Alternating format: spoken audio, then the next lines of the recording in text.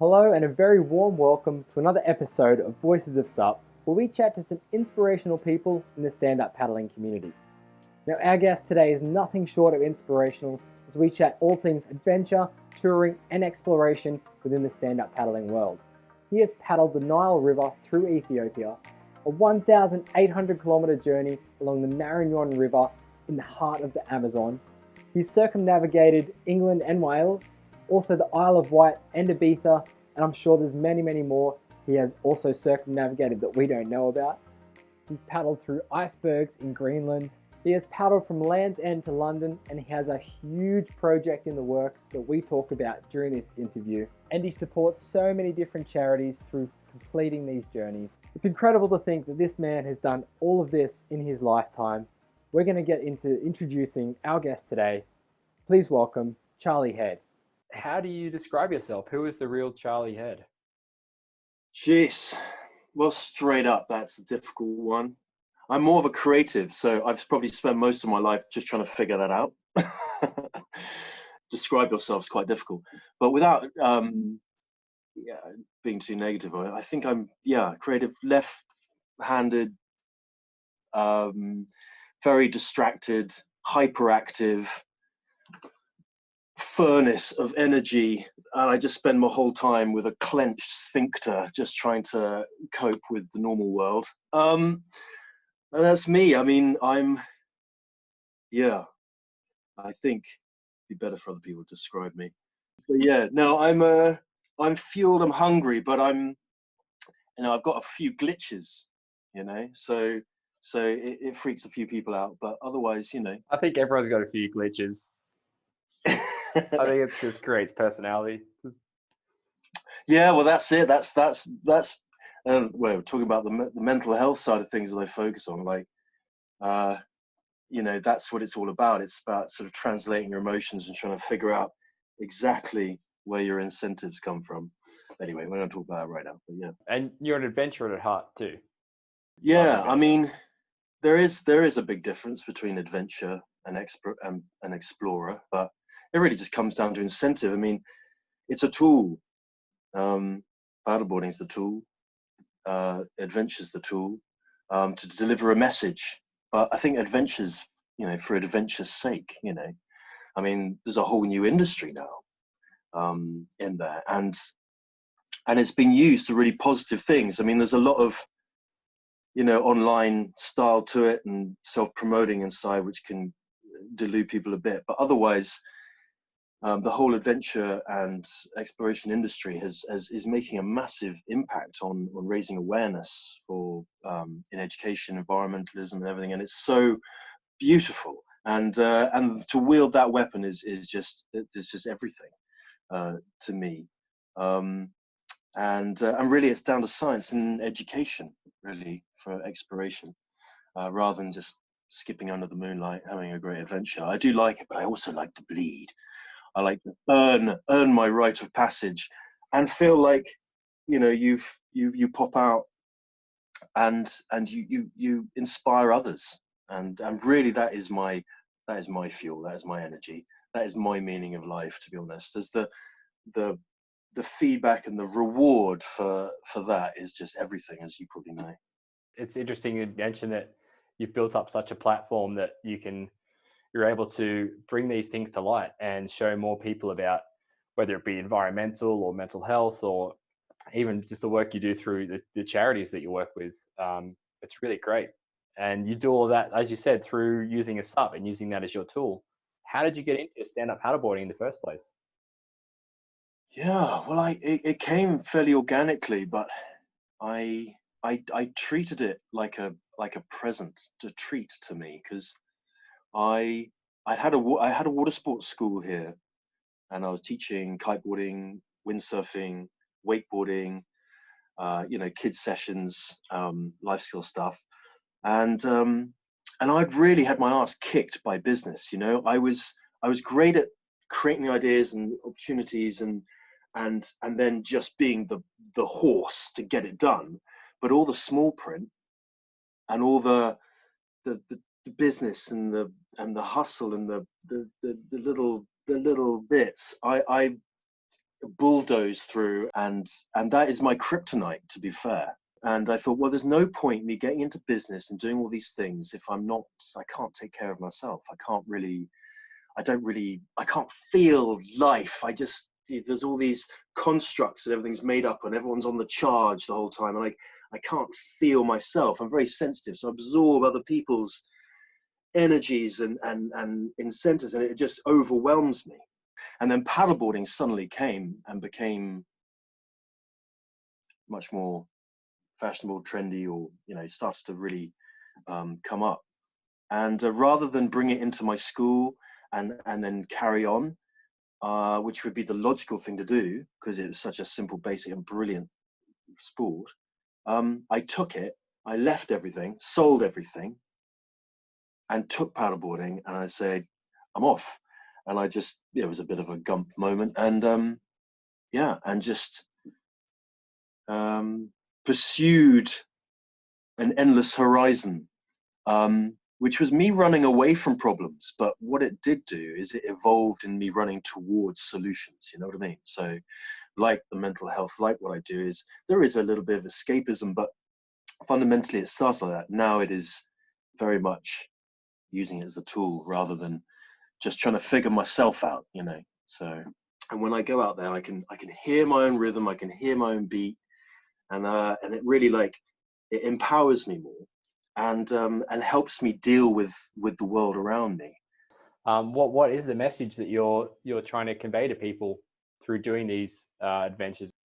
Preserving the world that is slowly getting squashed, really. It's really creative, trying to make creative media. It's trying to capture imagination and then deliver a message, a lesson in there that isn't boring. I mean, I love entertainment.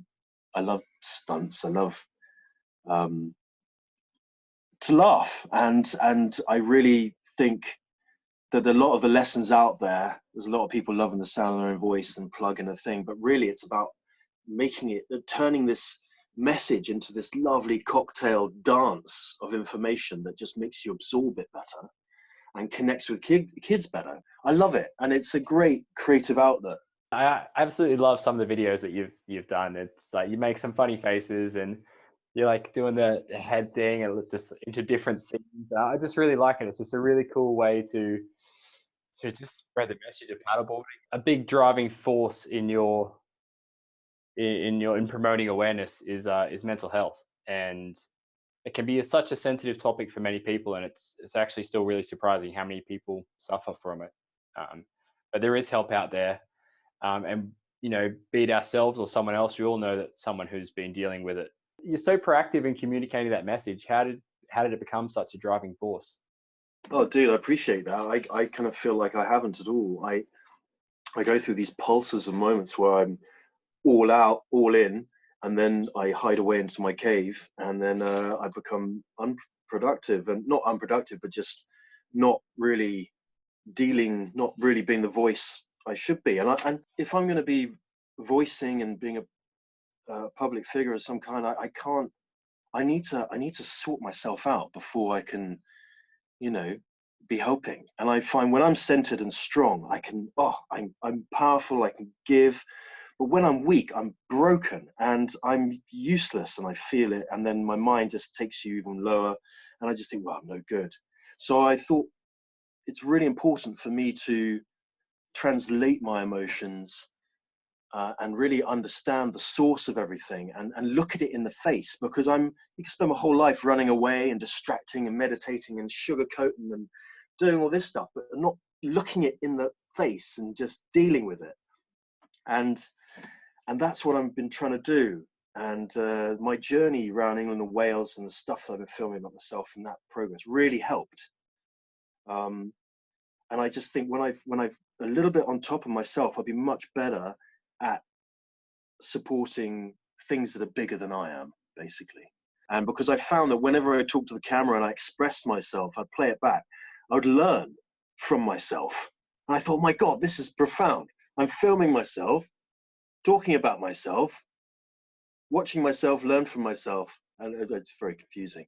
But it was weird, but it worked.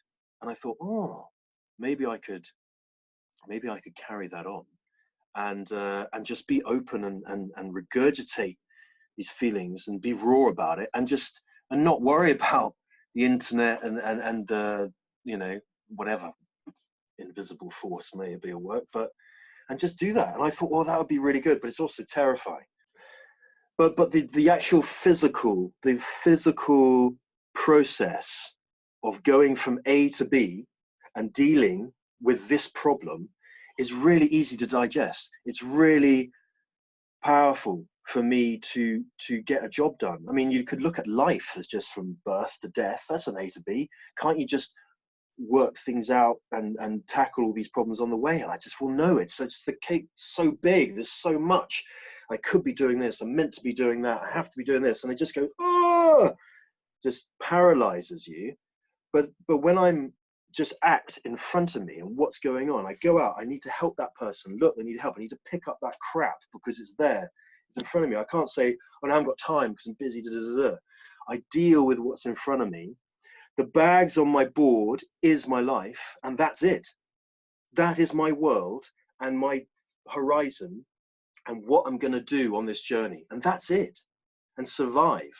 And the therapy, the wholesome incentive of that really helps me, because I'm so drowned out by the world. I can't feel myself.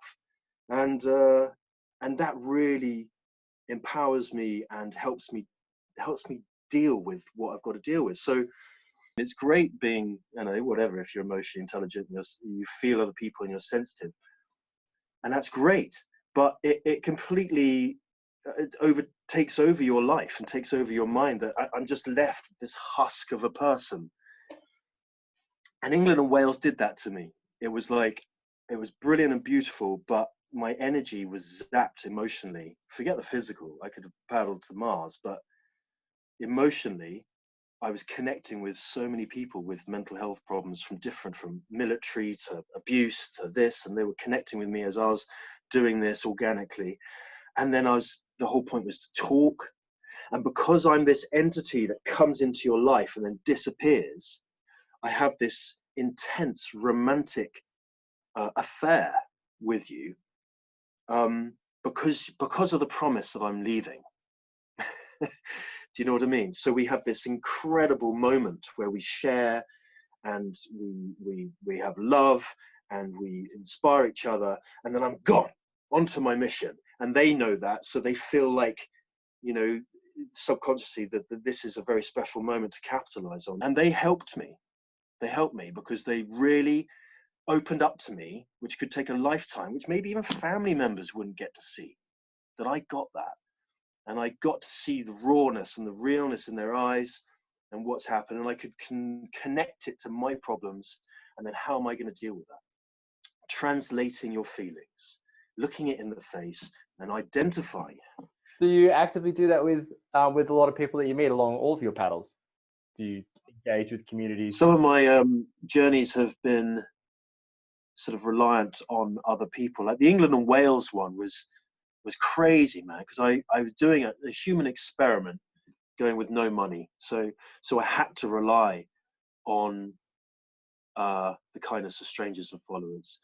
And I thought that would be a good way for me to talk to people. It would force me to ask for help, and it would be like a little poetic kind of lesson. But it ended up being so stressful, because I'm not only cracked out a long day, you do 60k on one side because the wind is never behind you, and then you have to find a camp spot of food. You need your sleep and your energy, because that's when you're healing. You spend all this time faffing around trying to get a camp, trying to find money, trying to see, and then you've got to do something for them for the money, and it just ended up so stressful, as well as talking about mental health. I was like, so I should have taken that out of the mix, and then just keep it raw to that and filming. But it was a good lesson. I love that acting on the moment, and that the beauty in that, and letting your mind fire away on making something up to cope with now, and utilizing what you've got. And there's a wonderful dance with that. it's beautiful. But when you start putting other people's lives in danger and other things, then you've got to rethink. But there's a beautiful forging, there's a beautiful relationship with yourself when you can see yourself have these reactions and instincts and how they work with you, and you don't really get to exercise it very much in the real world. And so even though it's good to have order and structure and things, I also think you need to leave a little artistic freedom for your creativity, and so there wouldn't be plans and structures. So when people would see me and meet me, it would be like they'd feel like it's some sort of destiny, because it would take such a multiple of things to make that happen. And when people find you and they get told and don't get pushed and don't get guided, their relationship with you is different, because it's theirs. When they take ownership of their finding you, their relationship with you, as soon as you start like, then they're like, yeah, whatever. So that was beautiful. And then again, your relationship's harnessed by this sort of natural bond that you have together. So I really loved an organic story. Yeah, but it can be a bit more hazardous. That's very interesting. I think your next project has a bit of planning involved, but obviously during it, it's going to be only because I have to. Yeah, exactly. I do not want to go the usual road. I'm like the old school gamer. I'm a complete nerd. It's all about the hidden places, the roaming around in the dark, going through all the little gaps, the places that nobody goes. And I love those places.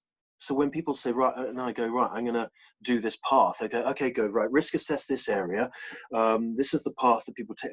Dude, I don't want to take that path. I'm going off, mate. And I'm gonna find the new. And that's what gives me the hunger, man. It's the unseen, the undone, and doing it in a new way. And that's where you're going to find new answers, and that's where you're going to find the magic. Yes, of course. So it seems like you're so excited about it. Do you want to give us some insight? I think we should let you introduce it, Project Gaia, because Project Gaia. This has been my lifetime baby that I've only just started to talk about it. Close people have always known it's been brewing in the background for a lifetime. So it's a pod, but it's a hybrid. So it's got a thicker bottom. I can drag it across ice and snow, and I can sail it, I can paddle it, and it is just one craft. So you've got the continuity of one craft going around the world, which hasn't been done really in any way, apart from the sailing, but not over land, via the poles with one craft. And then it would be to make a new route and the opposite way around that's been done. And on that way would be a dedicated, structured points of interest around climate change, and really connecting with scientists, politicians, as well as individuals and industries, to really unearth the truth, and try and sift through all the bullshit and all the fluff, and try and make mini stories. For example, first leg up to Scotland. Scotland would be to the Faroe Islands to Iceland, Greenland, Pole, Alaska, Canada, on the way down. So the first one from Scotland to the Faroe Islands, a few hundred K, a few days out at sea, I'll be focusing on the whale slaughter that goes on there, and talking about the politics behind that, the story behind that, and the story with us, and why we do these things, and what our new relationship with animals. Because Faroe Islands, they are more sustainable and more empathetic to their animals than we are. They just have this one exercise that they do, which is far more humane than the way we treat our animals. But it's disgusting in a way, the way it's done, and because of the whaling and the the dolphin side of things, it's got bad PR. But when you strip it back, actually, they're really great communities, But it is horrific. And can we afford to have that kind of relationship with our mammals, or any animal? And it's really seeing both sides of the argument. and it's stripping it back and working out what the morality is in it, and really what is going forward, and try and do it in a nice creative way. I don't want to do too much scaremongering. I don't want to do too much, detailing. I want to just express it from different perspectives, and then that would be one story, and then the next story, and it will branch out into all these different subtopics that's all relevant to climate change. But really, the human, the human incentive, and how are we evolving? How are we changing? What do we need to do? But it's been an obsession, dude. Honestly, I've just been like, sometimes I feel like I'm not even in control. I just feel like I'm 70 trillion cells being guided by some beast to do this thing. And I'm like, I'm trying to give myself a break. Like, shut up, just put it to rest, man. You know what I mean? Like, there's other light, but I can't. It's taken over me. And I'm like, oh. So, but I am relaxing a little bit because, it's damaging. It's damaging in a way. But it's beautiful. I mean, I'm a hopeless romantic, completely hopeless. I'm, everything that exploration is this romantic gesture, an incentive, a dance in pursuit, And so Gaia, it was like all my journeys. It's a process of awakening. It's a way of,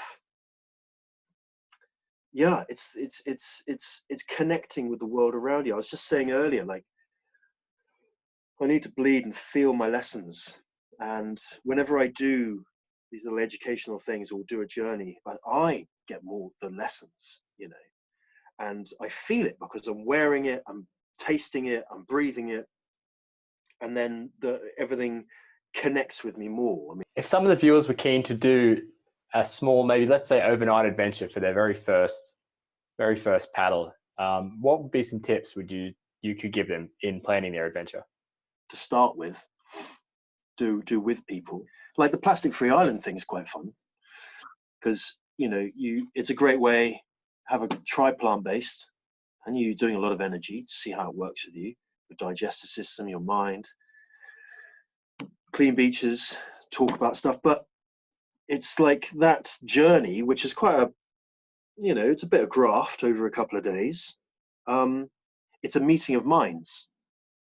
So these are business people, entrepreneurs, adventurers, all great and being at the top of what they do and used to being great at what they do. And we come together. So, well, how are we going to change our lives and adapt it to this new sort of more mindful mindset with business and our lives? It's like, how do you get plastic out of your lives? How do you make these decisions, but still be fruitful for your business and fruitful for you? And we all come together, and we're neutral, and we all are clumsy idiots because we haven't had this food before, we haven't tried this before. So we're all kind of like in this journey together.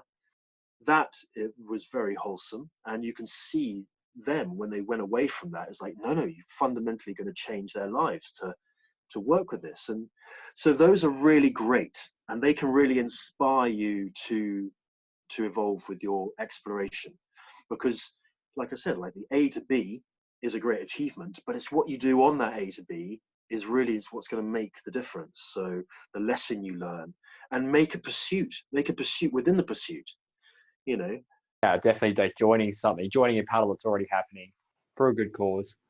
You spoke a bit about that was plastic free island, and it was plant-based. For you, what kind of foods do you find is best that you take on your adventures, or do you use dehydrated foods? Yeah, I do, definitely. If you want to, for the weight and the calories intake, and if you're grafting, you just need to get it down it's fuel.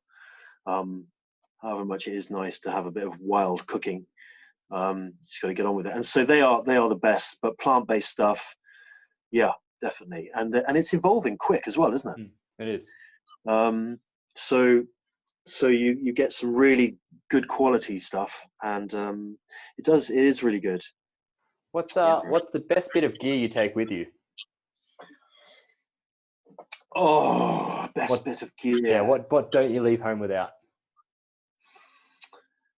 Ooh. Ooh, well, that's not a knife. I was about to say the knife, but sometimes it's a ball. I've got a little squash ball. My therapy ball I always end up playing with. When you spend too long by yourself, you need like a little mini entertainment system of some kind. For sure. Well, stacking rocks can only get so interesting. But I don't know. I mean, in terms of surviving and a bit of gear that you need is, I mean, having a tracker system and spot is always useful. But my bit of gear, I've always got my fire lighter, which is this massive magnesium rod. It's got, and it's on wood, so I can use that as tinder as well. And I always have that. I've always had that with me. And it's so thick. I mean, the magnesium is like thick, so it's a lifetime. And so I've always got that. But basic kit, my little gas burner's tiny, and everything's very minimal. To carry all that baggage on the board is a bit of a nightmare. It's a slug. What kind of board do you use? For those long journeys, I use a Fanatic Ray. They're really good glide and long, and yeah, perfect. I don't really take anything longer than 12 foot because most of my life is spent going into the wind or across the wind, and it's just more surface area and more hustle.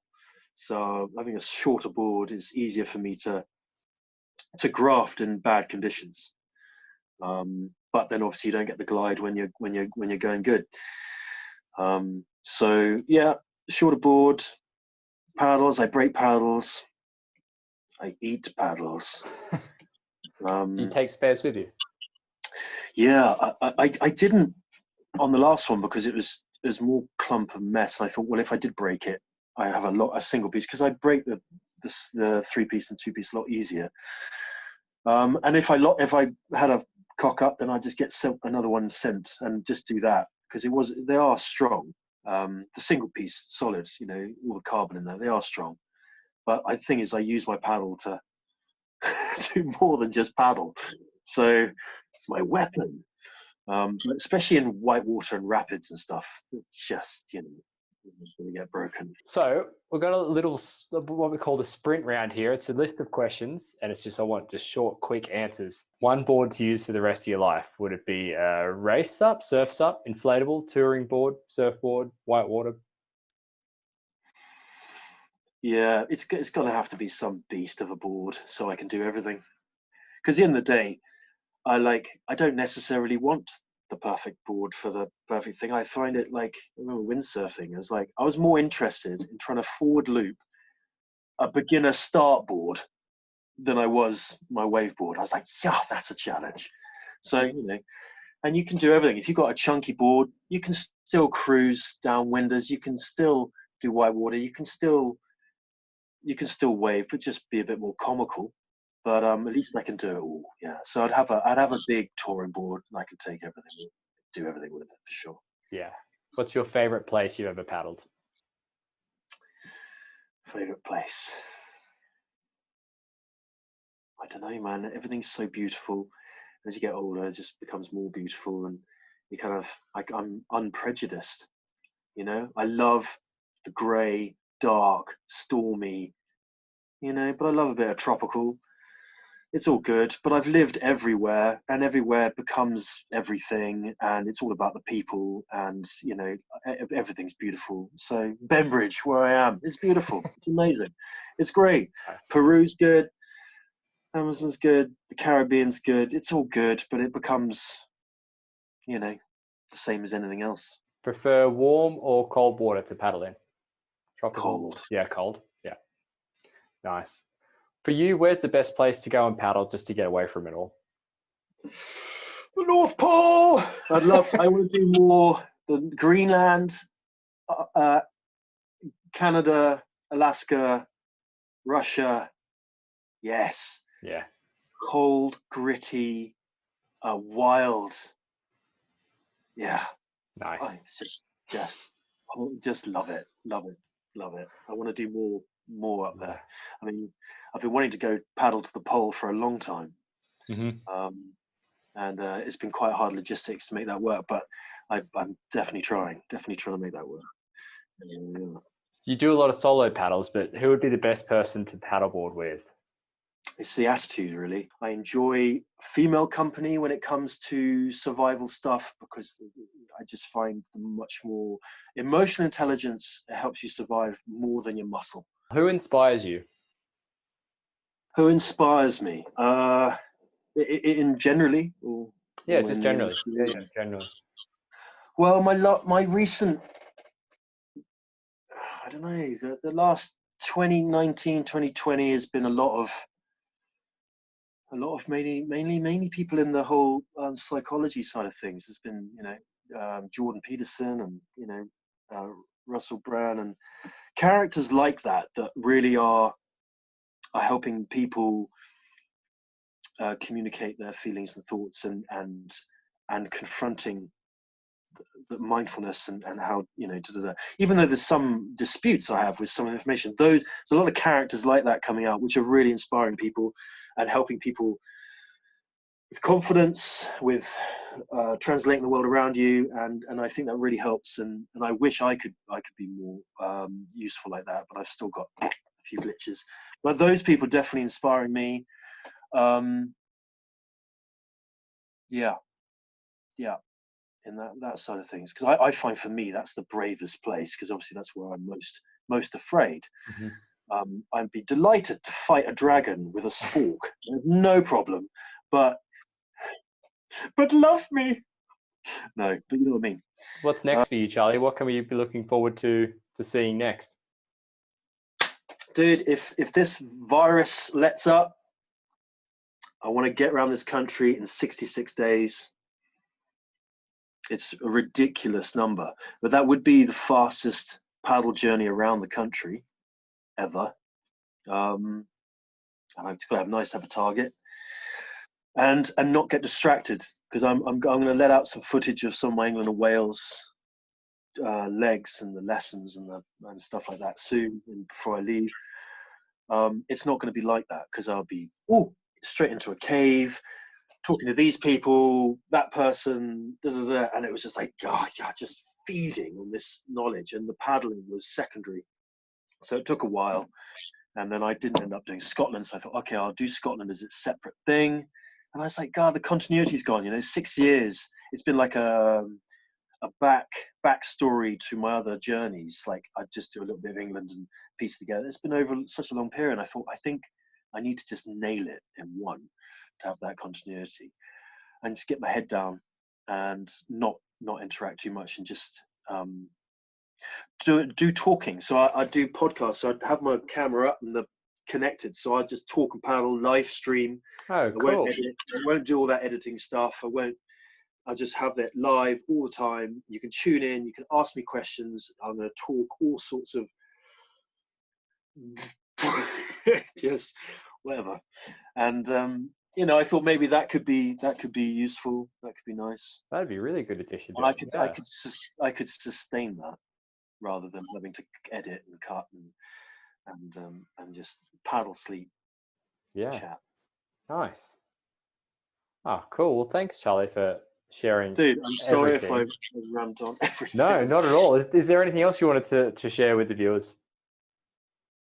Yeah, I know. It's just the mental health side. It's been so fascinating, and I haven't really been sharing my lessons, because I've been kind of hoping to save them to do it. But I've been wanting to share so much, because it's profound and extraordinary, and it's really important for me to share those stories and to have some reflection back. But it has been such an interesting journey to, like I said, learning from myself, but also from other people. About how my mind works and what's real, what's not, and how can I rewire my mind. And I think a lot of people in the world are going through their own personal awakening, their own connecting. There's a changing world. There's a lot of change, and there's a lot of people opening up. But that's also the thing. What do you want to die for? Rather than people wondering what they live for. So maybe. So anyway, bro. Yeah. So that has been the most fascinating journey, and trying to understand the reality, and that helps my incentive, the bigger picture. so I can be powerful without all these little demons going, shut up, don't do this. I actually can't hear them anymore, and I just know my purpose is true, my purpose is strong, and that's what you live and die for. Doesn't matter, even though you'll get judged and you've got this, as long as your is solid, then that gives you a foundation to express yourself. Gee. Wow, thank you very much, Charlie, for sharing all of your insights. This is so inspirational. It's exactly what we want to hear on Voices of Sup. I really hope you enjoyed listening to Charlie and all of his work that he does with mental health, and also those really cool upcoming adventures he has planned. I know I'm starting to plan my next adventure. I hope you are as well. Until next time, thank you for tuning in and watching Voices of Sup.